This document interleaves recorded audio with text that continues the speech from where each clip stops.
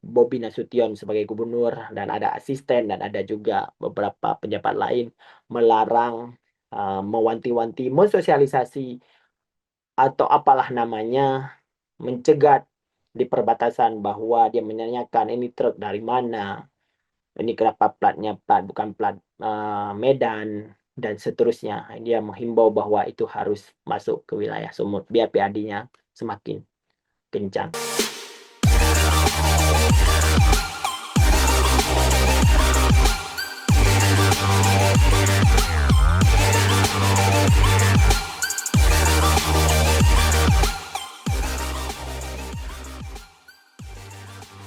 Assalamualaikum warahmatullahi wabarakatuh. Hai sahabat kreatif ya, sahabat sahas kreatif di mana Anda berada. Ya, malam ini atau hari ini saya akan membahas masih tentang PAD, masih tentang plat kendaraan bermotor yang dilarang oleh Gubernur Sumatera Utara, yaitu Bapak Bobi Nasution, masuk ke wilayahnya dengan plat BL atau plat BL tidak boleh beroperasi di Medan atau Sumatera Utara. Kita akan membahas tidak dengan sosoknya Pak Bobi ya, tapi kita akan mengkaitkan kenapa Pak Bobi sangat gencar terhadap PAD. Kenapa daerah mengejar pajak kendaraan bermotor sebagai pajak utama atau PAD yang paling utama. Kita bisa melihat bahwa di Sumatera Utara itu pajak dari kendaraan itu sangat besar, yaitu 1,5 triliun setiap tahun atau malah semakin tahun semakin tinggi ya. Jadi malam ini kita akan membahas kenapa, apa yang membuat uh, penjabat pemerintahan atau seorang gubernur memerlukan PAD yang sangat banyak dari sektor pajak kendaraan. Jadi, apa itu dulu PAD? PAD atau pendapatan asli daerah adalah uang yang dikumpul oleh pemerintah daerah dari potensi ekonomi yang ada di wilayahnya sendiri. Fungsinya penting karena semakin besar PAD, semakin mandiri suatu wilayah. Ini tidak hanya tergantung pada dana transfer dari pusat, seperti dana alokasi umum atau dana alokasi khusus. Nah, dalam struktur PAD ada beberapa sumber nih, misalnya pajak daerah, retribusi, pengelolaan aset daerah, dan lain-lain. Tapi kalau kita lihat data dari banyak provinsi, ternyata porsi PAD terbesar itu datang dari pajak daerah, khususnya pajak kendaraan bermotor dan bea balik nama kendaraan bermotor. Lalu kenapa pajak kendaraan jadi incaran utama? Ada beberapa alasan yang kita bedah malam ini atau hari ini adalah yang pertama, basisnya luas. Indonesia atau secara keseluruhan atau di daerah adalah satu negara atau satu wilayah dengan pertumbuhan kendaraan bermotor yang sangat pesat ya. Jumlah sepeda motor bisa mencapai ratusan unit atau ratusan juta unit ya, dan mobil pribadi juga terus meningkat. Hampir setiap keluarga punya kendaraan, bahkan ada yang punya lebih daripada satu kendaraan. Nah, setiap unit kendaraan itu adalah objek pajak. Semakin banyak kendaraan di rumah atau di suatu keluarga, maka semakin besar potensi penerimaan pajaknya. Terus yang kedua, sifatnya rutin dan stabil. Jadi pajak kendaraan ini stabil ya. Sifatnya stabil dan juga sifatnya rutin. Tiap tahun kita bayar, tiap tahun kita perbaharui, dan 5 tahun sekali kita juga memperbaharuinya. Tidak semua bisa dipungut secara konsisten ya pajak. Ada pajak yang naik turun tergantung kondisi ekonomi. Tapi pajak kendaraan ini wajib dibayar setiap tahun dan mekanismenya sudah jelas. Ada sistem Samsat, ada data regulasi kendaraan, registrasi kendaraan. Bahkan sekarang ada layanan online. Jadi kita dari duduk di rumah bisa juga bayar pajak kendaraan. Jadi dari sudut pandang pemerintah daerah, ini adalah sumber pendapatan yang relatif aman dan bisa diprediksi setiap tahun. Setiap tahun itu pemerintah daerah selalu menaikkan angka ya, angka dari pajak. Kita bisa melihat adalah contohnya Aceh dari 300 miliar jadi 400 miliar jadi 500 miliar per tahun. Terus Jawa Sumatera Utara dari 1,1 triliun, 1,2 triliun, 1,3 triliun dan sekaranglah 1,5 triliun dari segi pendapatan pajak. Terus yang keempat, ada intensif dari pusat. Peraturan perundang-undangan memberikan kewenangan kepada pemerintah provinsi untuk memungut pajak kendaraan.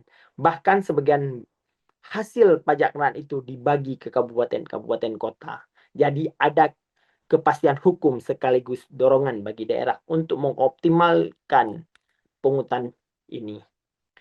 Tetapi, ya, ini tetapi nih, ada dampak kalau daerah terlalu bergantung pada pajak kendaraan.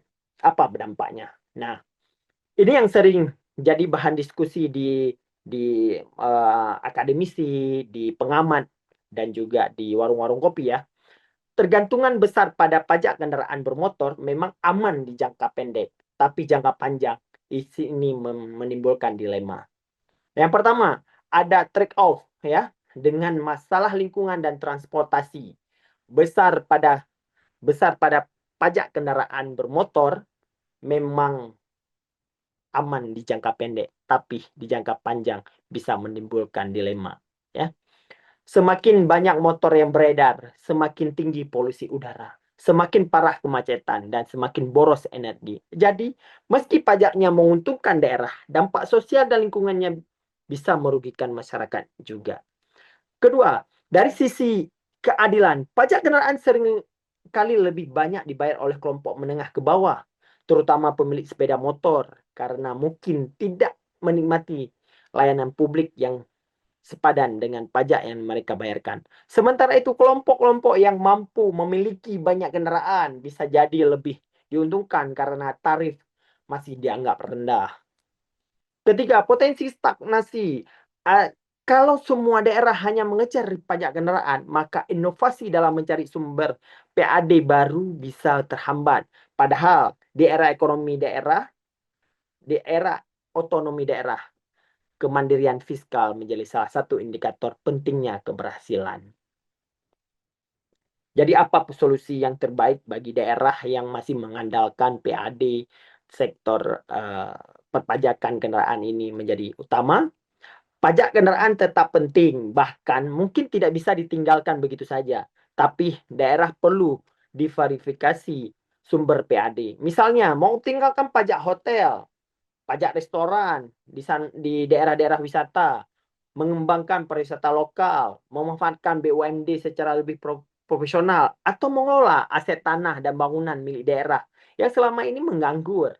Selain itu, ada juga peluang dari era digital, misalnya pajak retribusi dan layanan berbasis aplikasi, parkir digital, atau pengelolaan sampah dan lingkungan yang lebih modern. Dari pajak kendaraan bisa tetap jadi tulang punggung, tapi tidak boleh menjadi satu-satunya penopang. Jadi sahabat SAS kreatif ya, singkatnya adalah kenapa daerah begitu mengejar pajak kendaraan bermotor karena basisnya luas, stabil, mudah dipungut dan punya kepastian hukum. Tetapi di balik semua itu ada tantangan besar. Bagaimana mengurangi ketergantungan pada satu sumber supaya PAD lebih sehat, lebih beragam, dan lebih berkelanjutan. Kalau satu daerah hanya mengandalkan pajak kendaraan, ibarat seperti orang yang hanya makan nasi tanpa lauk. Kenyang sih, tapi gizinya kurang lengkap. Maka tugas ke depan adalah mencari lauk-lauk lain yang bisa memperkaya piring fiskal daerah. Itulah kenapa daerah-daerah seperti yang kejadian di Sumatera yang diintonasikan adalah atau yang uh, yang diviralkan atau yang terviral adalah Bobi Nasution sebagai gubernur dan ada asisten dan ada juga beberapa pejabat lain melarang mewanti-wanti, mensosialisasi atau apalah namanya, mencegat di perbatasan bahwa dia menanyakan ini truk dari mana, ini kenapa platnya bukan plat Medan, dan seterusnya. Dia menghimbau bahwa itu harus masuk ke wilayah sumut biar PAD-nya semakin kencang. Karena targetnya adalah 2 triliun per tahun. Itu bukan mudah. Kalau kita mau melihat di Aceh juga sangat banyak kendaraan-kendaraan plat BK berkeliaran di Aceh. Malah ada pejabat-pejabat seperti yang kejadian di uh, gedung Dewan kita kemarin. Ada sekitar 7 sampai 10 kendaraan yang punya anggota dewan atau stafnya itu berplat BK. Itulah ironisnya di negeri kita. Sahabat SAS kreatif, demikianlah untuk uh, tema malam ini. Kita akan membahas tema-tema selanjutnya. Saya tutup. Wabillahi taufiq wa hidayah. Assalamualaikum warahmatullahi wabarakatuh.